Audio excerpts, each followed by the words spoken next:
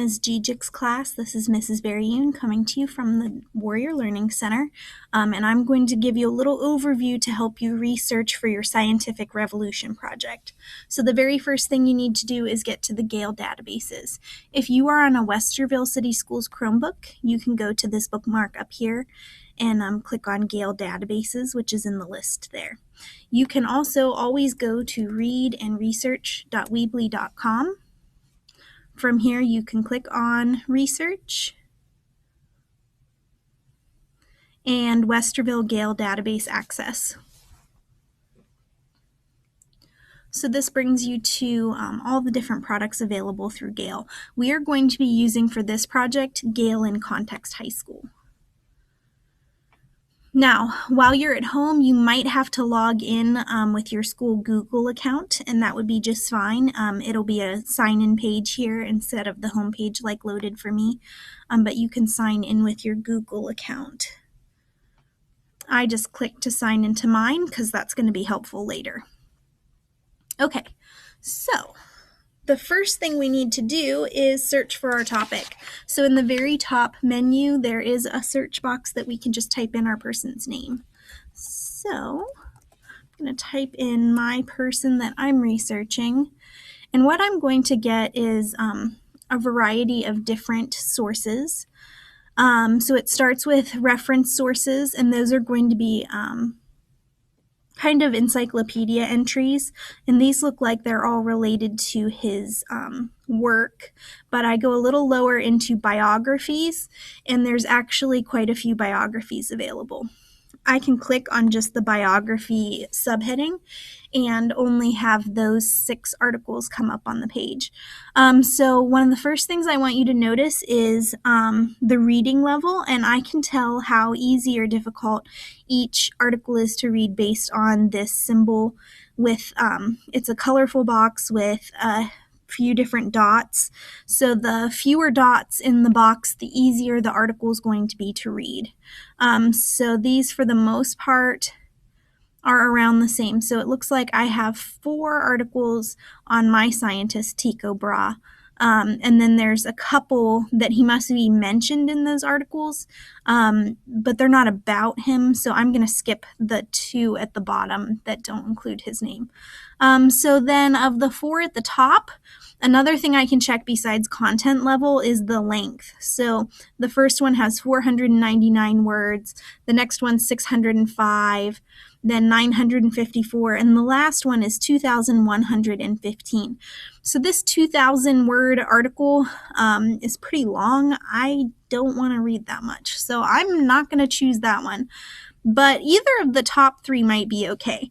I think maybe I will go with the middle one because it's the middle length of words, though it's also the harder article. So maybe I'll just pick the top one and see if it has all the information I need. Okay, so in my article, it starts with a little bit about the person as far as birth and death days and where they lived and died. And then as I scroll down, I have a whole article about him. It's not too long, so it may not have everything I need. But over on the right side, there are some other articles about him that I might click on any of those. So if I'm going to go with this article, let's say I want to make the font bigger so it's easier for me to read. At the top, there is a way to change the font size smaller and larger. You can also click the listen button to have the article read to you. It is a machine reader, so it's going to be pretty robotic, but it might be helpful when you're taking notes to be able to hear someone else read the article. Now, once you find an article that you think is going to be good for your research, one of the best things to do is save it directly to your drive. So next to the reader button, there's also a Google Drive button, and if you click that, it's going to send the article directly to your drive. So then what that looks like, I go to my drive, and under recent files, There is my article that I just uploaded. Now this uploaded as a Word document, but I can hit the Open with Google Docs button to get this as an editable Google Doc. And what's handy about that is, of course, you can highlight or make comments within the document to save your work. And then the last thing that's important for you to know is where to find the citation. So in my article, whether I'm looking at it in my drive or on the database, all the way at the bottom of the page is going to be the source citation. And it says source citation nice and bold. And then directly below that, it looks like about 5 lines, is the actual source citation. So that is what you're going to need for your project to cite your sources. And if you use more than one article on Gale, then you would have more than one source citation from each of those articles. I want to emphasize that it's important to use this database that I'm showing you, Gale in Context High School, because it's going to make your project a lot easier. I know it doesn't look as fancy as maybe an internet article would, or it doesn't have, maybe it's not as fun to search in here as it is in Google, but this is going to be really helpful.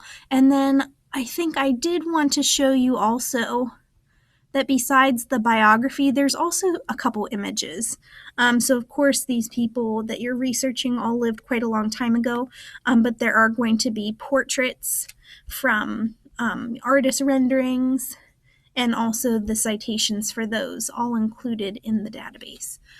So if you need any images for your project, you can use them straight from the database and also send those to your Google Drive.